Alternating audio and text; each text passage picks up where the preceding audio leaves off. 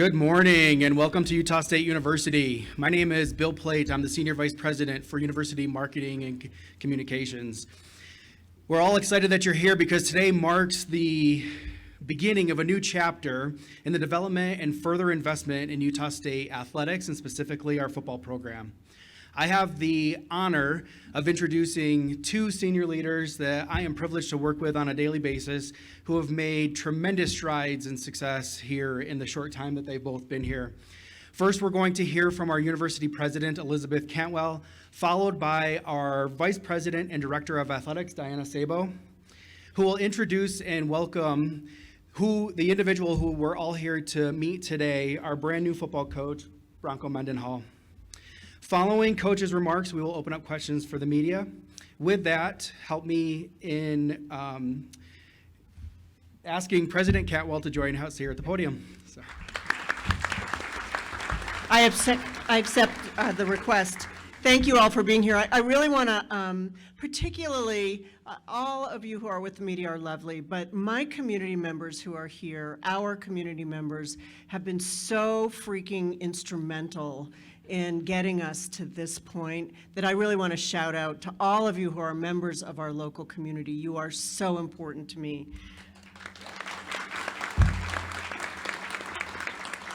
So when I hired Diana Sabo, and that was a year, well, maybe 16 months ago, feels like a really long time ago, but I charged her with elevating Aggie athletics to the next level.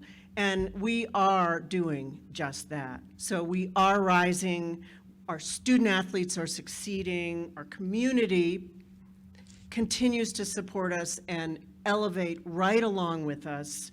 And we're making big moves. So, I know you all are aware that we are going into what is still called the Pac-12 next year. That season will start in 2026. And between now and then, there is a lot to be done. I'm very excited about that. So our focus is always going to be creating and running winning programs. Why is that? Because that elevates the entire university and the entire community. We know that the culture that we have here, grounded in student success, is the right one. And I think you'll find that Bronco Mendenhall is the right guy for that approach. It's incredibly important to me that we elevate student success every single step of the way. The impact of a champion level football program is unbelievable. And I know many of you are invested or steeped on the athletics side, but I can tell you as a university president of a public service university that it elevates us everywhere. And there are a lot of reasons why, but I believe in this football program, I believe in Bronco Mendenhall, I believe in Diana Sabo, and I believe in USU, and they all go together. So we're very, very, very fortunate to have Bronco Mendenhall on board. He is the right person for this time. He's who we need at USU to propel us into an incredible future. Thank you all for being here.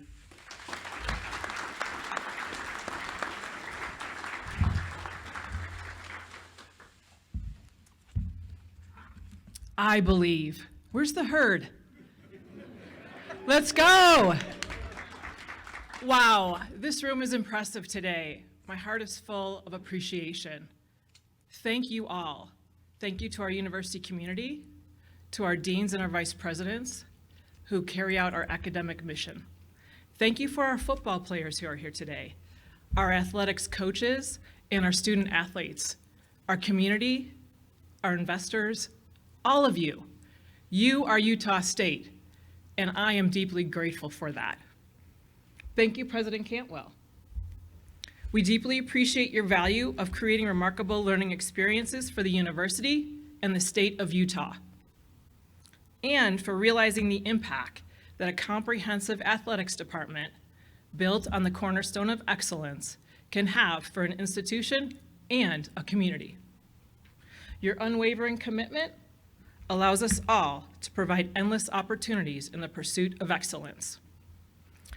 As you are aware, this has been a challenging year of transition for our beloved football program.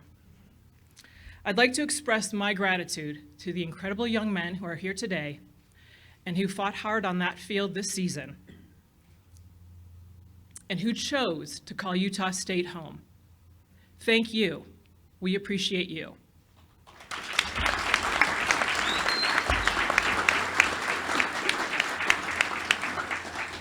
I'd also like to thank interim head coach Nate Dreiling.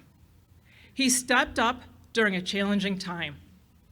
He did a fantastic job keeping this team together, and he is a phenomenal coach and even better human. I'm confident that he will have a long coaching career ahead of him. Utah State shines brightly when the Aggies athletics leads the way. Watch us reach and rise. When our athletics program thrives, there's a sense of joy that permeates all over. A winning culture fosters confidence, community. It is inspiring to students, faculty, and alumni alike. This is about creating a standard and an impact every single day. This is about finding our next head football coach and a family that wanted to be in Logan and wanted to be a part of our Utah State University community. This is about growing football, not simply sustaining it year over year. I've had numerous questions about our football head coaching search. This was a national process.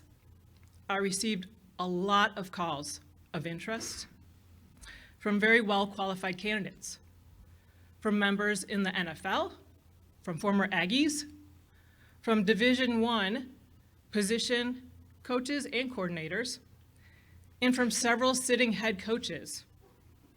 There was intense interest. You all should recognize that and hold that dear. To that end, I made the decision early that we needed the experience of a sitting head coach to develop our young men and daily address the complexities of this changing game of football at the Division I level. Today, as we welcome our new head coach, the transfer portal opens, and you all will realize the intricacies of this game real time.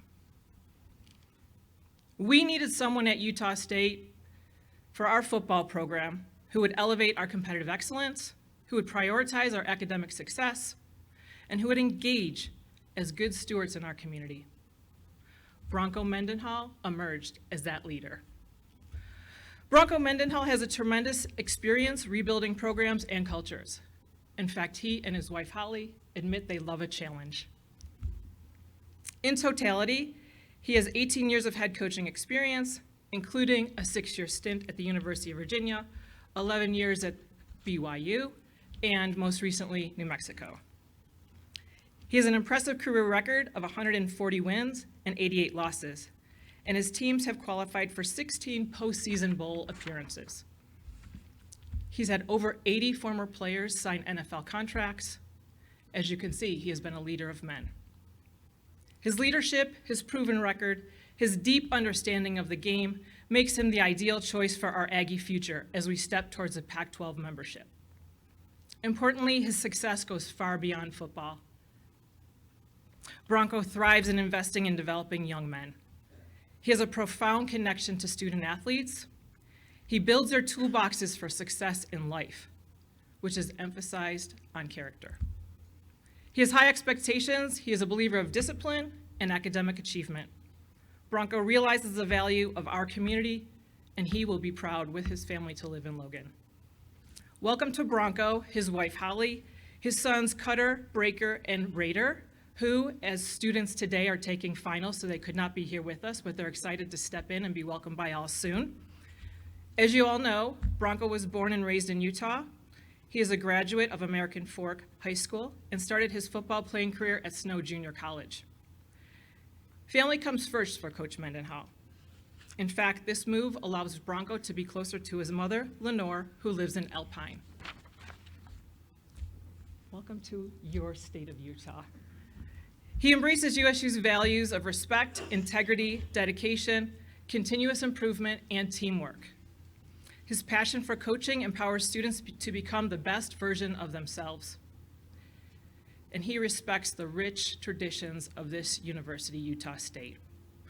Bronco Mendenhall is exactly the teacher, the leader, and the head coach that our young men need right now at Utah State University.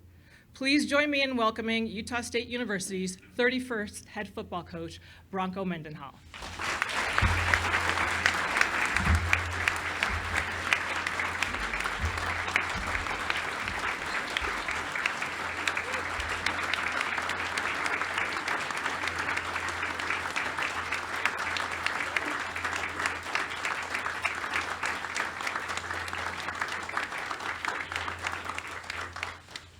So to welcome the Mendenhalls to Utah State, we have this to present. As you all know, this is our Old Main Tower. The A on Old Main gets lit blue when the Aggies win, and it will be lit blue tonight in honor of the Mendenhalls joining our family and our community. We hope you hang this with pride. Thank you very much. Thank you. Thank you.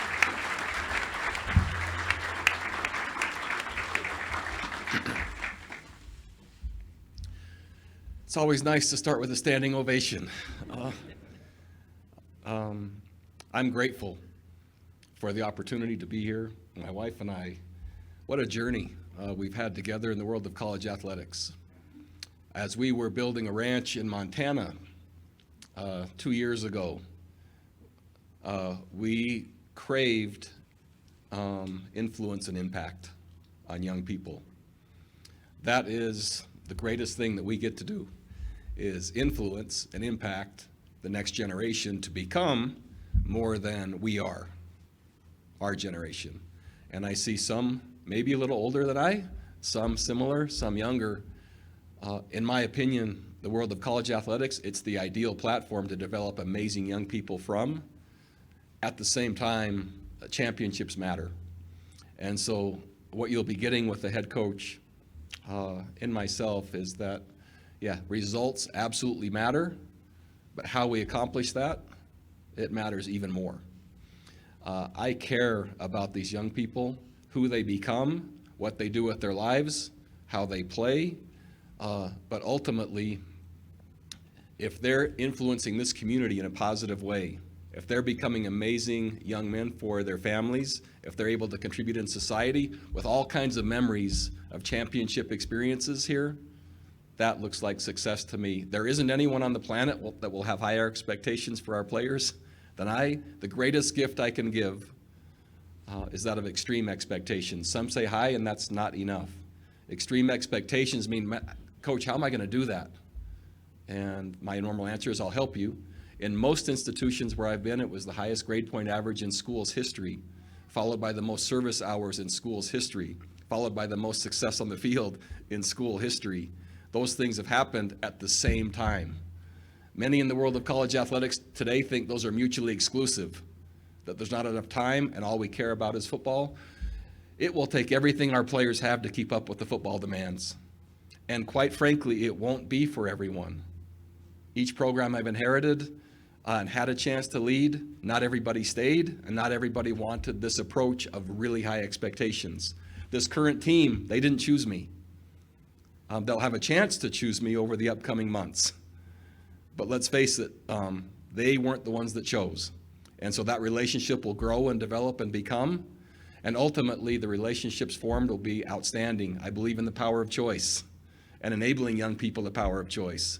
The expectations for the program will be so clear and so transparent and so consistent with fierce accountability that really it doesn't allow anyone to remain neutral. You're with us or you're not. And ultimately, people that are with us can accomplish things that are remarkable. When that collective is committed at the level that these kids will be, it's remarkable what they can accomplish. And that's what will be asked of them. I've united a staff, or I put together a staff, almost all of which who have played for me. That's atypical in college football. 15 of my staff members have history with me as their head coach. University of Iowa, I think, has 3, maybe 4. Many don't take this approach, but when you ask as much, when the vision is this clear, when it's atypical in the direction of college football with what's required, it's usually not for everyone. I do think it is for Utah State University. I think it's for the state of Utah. I think it's for Logan. I think it's for this institution. And I think it's for college athletics. And I think more schools will need and value an approach like this. And it's, quite frankly, the only way I can make sense of being a Division I college football coach, and that's who these kids are becoming.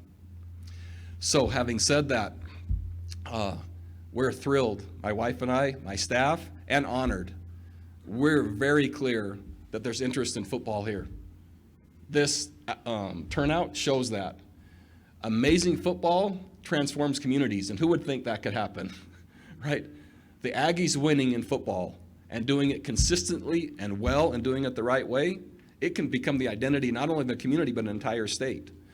I love the idea of the majority of this team coming from our state. I love the idea of us being dominant in our footprint. I love the idea of diversity. I love the idea of difference. I also like the ability to unite. And I intend to have a team that represents us, this community, this institution in a way that you can be proud of, not only how we play, but who we are. So, thrilled and honored and thankful to President Cantwell, thankful to our athletic director, Sabo, and just thrilled, also anxious. Right now, the transfer portal is open, and someone's wondering, what is that? And we're going to get sucked in. And so the first step, just to be clear, my staff is right now evaluating our current roster, right? Those are important decisions. Hard decisions. Who currently fits? Who currently will excel? Who currently, with the schematic changes, right? How will that align? So the staff is doing that. Then we'll evaluate the recent signing class at Utah State. Same thing. Does this fit? On the front end, is this aligned? Is it going to work?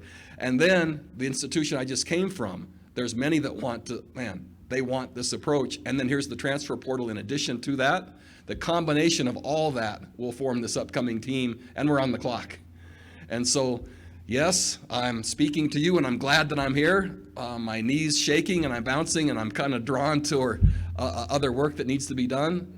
But I intend to represent you in a manner that I hope you're thrilled with. Will you always agree?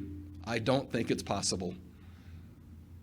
I'm hopeful that more often than not, but even in the times that you don't agree, you understand how come. And that transparency and clarity hopefully provides understanding.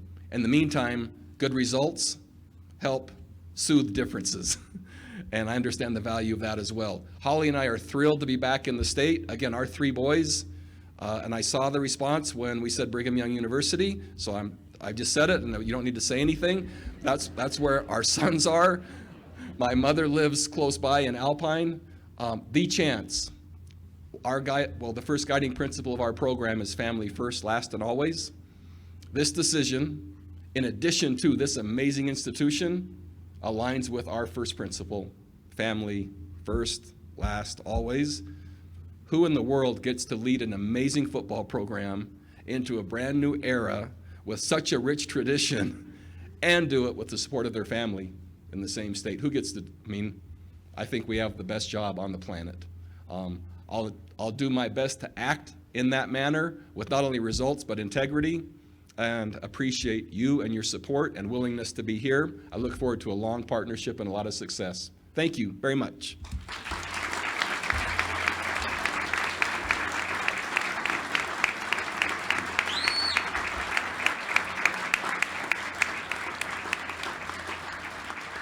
Is this the question portion?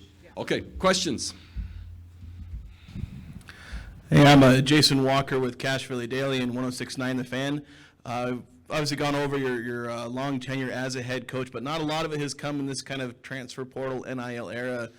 What have you learned about, this kind of new landscape of college football, and kind of what's your plan to, fully utilize it? Yeah, what I've learned is the monetization of college athletics has moved it to a different space. You could call it amateur sport and be partially right. You could call it professional sport and be partially right. Neither right now is totally right. It's somewhere in the middle. But the thought that revenue and money doesn't matter is completely inaccurate. What I do think can happen, and as you learn about our program, the way that the way I've chosen to approach NIL, it's with a very simple earned, not given mentality. And that means that players by performance, players by marks in the classroom, players by the way they train in the weight room, players by what their character is, that qualifies them for, right, a chance to benefit from their name, image, and likeness. And whose name, image, and likeness isn't benefited more other than just football? If you're a football player and an amazing student, if you're an amazing person, all those things to me, which I think college football is missing, those all have value. I'm looking to acknowledge the entire person. What I found too is anything given up front usually diminishes its value over time. What I've learned is when someone sequentially has to chip away and work and chip away and work and chip away and work, but can qualify for increasing amounts, it's amazing to see their growth and development. The team sees it, and man, are they happy for whoever's qualifying for more. The team's excited because in our system, colors change, much like the martial arts. You start in white and you move colors. The team sees the color changing. They're happy for that individual, but they're also happy for themselves because the color is changing on the team. That means they're watching the team become better. I love the idea of each player benefiting from name, image, and likeness. I also crave the idea of how it sustains and builds a culture of team. And not many are trying to do both, and we are, and we do it really well, and that's part of the developing young people. Coach Craig Hislop of KBNU Radio. Oh, right there. Hey, it's been a while. How are you? 2 questions. First of all, you were very emotional on this field this season after the game, which you won. What was going through your mind there? A lot. The University of New Mexico, the state the program was in, when Holly and I chose to take on that challenge, we love influence and impact. We love hard. We love challenge. We love change, not only in people, but in institutions. And it was just a moment to acknowledge of a lot of young people trying really hard and having a chance to see some success that I thought at that time for that program would propel them forward in a way that couldn't have happened without an outcome like we had. And so it was a bigger picture thought and appreciation and gratitude for kids trying really hard to become something they hadn't been but really wanted. And yeah, I was in tears and someone put a camera there, which is just how it is to be a head coach, you know? You're a Utah County kid. Why didn't you play football at BYU? Great question. They didn't want me. My dad played at Brigham Young University. My brother Matt played at Brigham Young University, second-round draft pick there. I played at Snow Junior College, a little bit of a late developer. We won a national championship there. I just kind of assumed that then I would, BYU would be interested. They weren't. And so this reflects my mature. I don't know if I've ever told this story out loud. Well, I'm going to, and I don't know how this is going to go. But so we just won a national championship at Snow Junior College. It's clear that I'm not going to be recruited by Brigham Young University. And I then looked at the offers that I had and looked at their schedules. My college choice was predicated on which of the schools remaining had BYU on their schedule. Short-sighted, I know, maybe supported by this group, but short-sighted. Went to Oregon State University. Of my remaining choices, they were the only team that had BYU scheduled. We arrived in Provo, beat BYU when I was at Oregon State. Wow, this is a big deal, isn't it? I was on the 50-yard line on the Y doing like a snow angel on the grass. I don't know, maybe to prove that I was capable to them, maybe. Who would have guessed I would have been the head coach there after that? Now I've told the story. I don't know what's going to happen. But that was my college choice and why.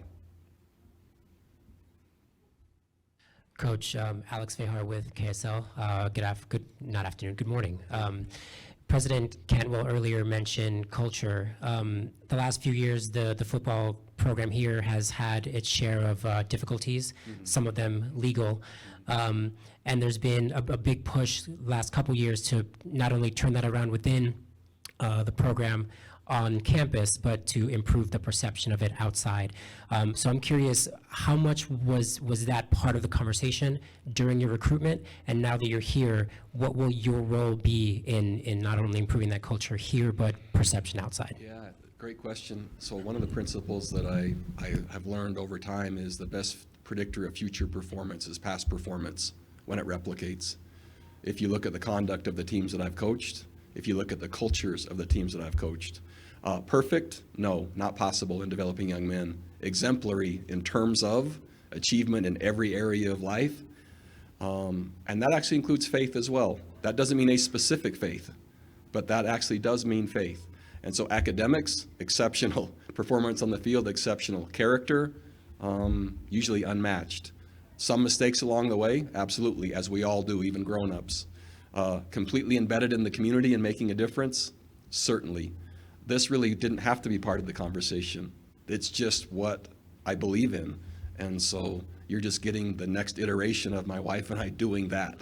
I think, and this community will love our team just like we will love the community. That only happens when you get to know each other. And there's a lot of work to be done. That way, one of the best ways to get to know is to serve.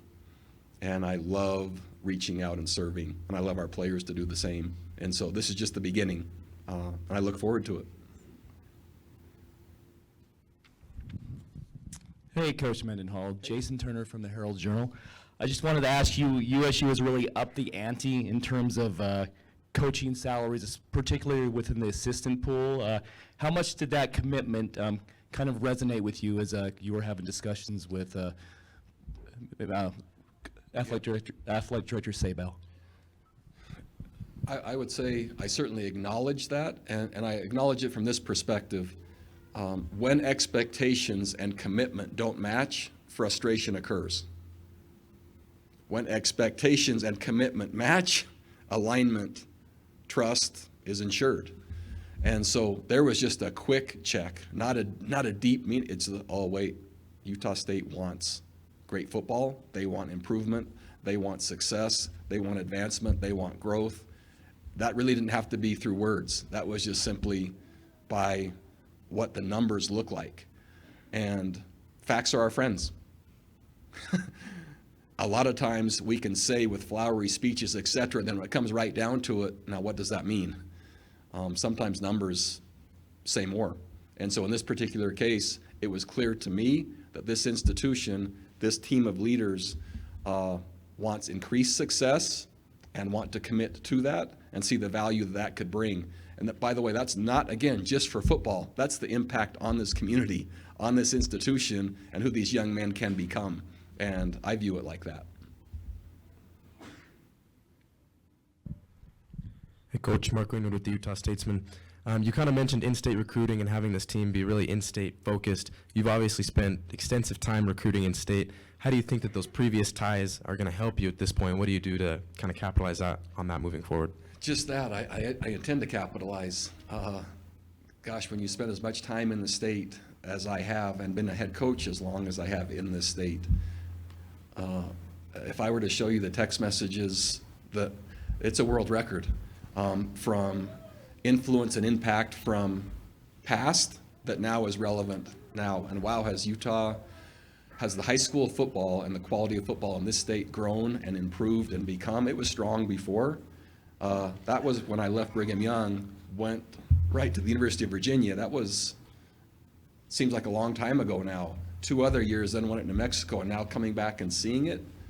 Yeah, there are amazing young people here, man, and they're tough and gritty and, gosh, strong character and well-schooled and well-taught, and the coaches they're coming from, and they're in our state, and they would align really well here. It makes complete sense for me for that to be, right, the primary place we start. Not the only place, but the primary place we start for our program. And I believe, right, for those kids playing in front of family, for communities to watch kids from their own community and from their own state, that connection is deeper. It's more meaningful, and there's a stronger tie. And I believe in that, and I like that, and that's the direction we're going to go. Hey, Coach. Eric Franson with 106.9 The Fan. Can we talk about timing for just a second? Utah State had pretty much announced from August that there was going to be an opening. When was it that, I know, tricky for you being a head coach already working in another institution. At what point did that connection start to formalize in your mind that this could be a new destination for you here in Logan? And what was that process like for you? So I'm probably the hardest coach to contact in season. I only care about the team I'm coaching. And so this idea of, was I aware? Not really. Did I care? Not very much. The kids that I was coaching at New Mexico and trying to help them become, that took everything. And that's the commitment I make to my teams. And at some point, usually after the season, and it happens really fast, there is contact, there's interview, and then in a very short amount of time, there's one of these. And that's how it works. To do anything more than that while the season is going, I think is a disservice to wherever I am and wherever those kids are that I'm coaching. And so, yeah, there's firewalls and barriers that really no one gets through during the season. And does that make the timing harder? Yeah. Is the principle driven home of who really matters and why? Yes, and that's loyalty. And plenty could say now, right, gosh, I was only there a year. That was very difficult for me until it became, and clear family first, last always was an option. That added clarity. And sometimes you have to make really hard decisions in a short amount of time under a lot of pressure. And that's what we, as I say, we as head coaches, because we are head coaches, that's what we do.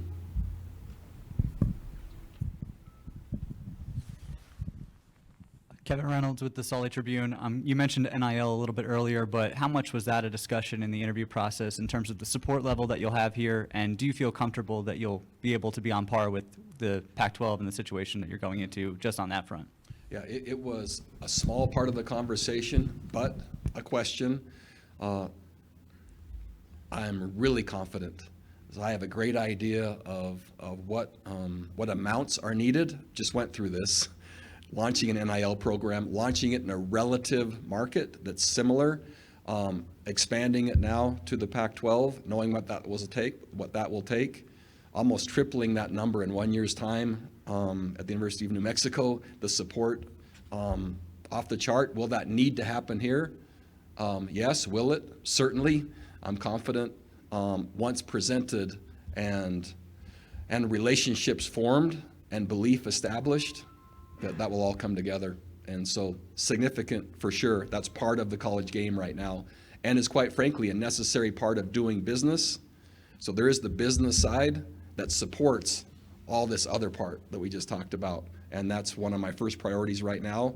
Besides roster evaluation and identifying our current players and what that looks like, what kind of resources then, right, can match that to not only retain, but attract, right, and then sustain. And that all has to be looked at the same time. Working on that as soon as we're done with questions here. I can hear you. Okay. Trent Wood with the Deseret News. You referenced how difficult it was to leave New Mexico, and I'm curious just what you would have to say to the public. I'm sure you've talked privately to plenty of the people that you knew there, just what you would say about leaving that university after a year. So grateful for the opportunity that I was granted to coach there. Holly and I were treated so well. Those kids, we love those players, as we do all the players I've coached. But how hard they tried to become and to transform a program and the success they were feeling and the way they were carrying themselves, as well as the supporters. That community, I watched how whoever was there rush the field when we beat Washington State. Similar experience at Virginia when the crowd rushes the field about half full when we beat Georgia Tech for to be bowl eligible. They were feeling a transformation happening. I watched them be torn and hurt when they heard my decision after seeing the direction the program was going. I didn't take that lightly and still don't. Very difficult. You can't coach effectively without connecting deeply. It's not possible. I guess it is, but it's hollow. And I'm not after that. And so never was it on our radar after 1 year. It wasn't. I hope you're taking that as how significant this opportunity is for us. we think this is a life-changing moment for my wife and I and my family.